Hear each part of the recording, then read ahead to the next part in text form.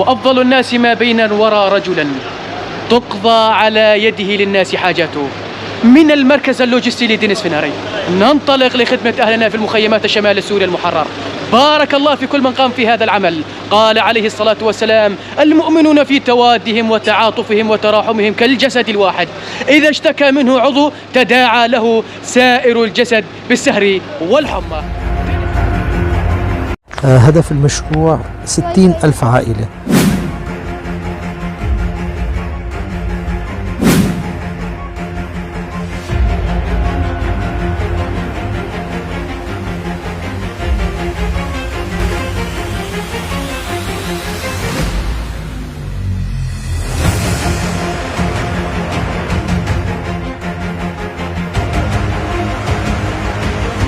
نحن اليوم الأول بالتوزيع وسنستمر إن شاء الله. بسم الله الرحمن الرحيم. نحن الآن متواجدين في مخيم وادي البلاط بدير سمعان بريف إدلب الشمالي. اليوم الرابع على التوالي تستمر حملة دينيس فناري.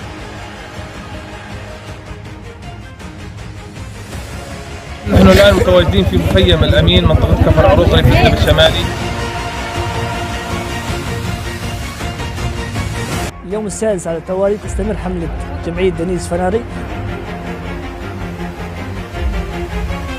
اليوم السابع على التوالي تستمر جمعية دينيس فناري تقديم الألبسة الشتوية والمواد التدفئة والتغذية الغذائية على المخيمات في المخيمات في إدلب الشمالي.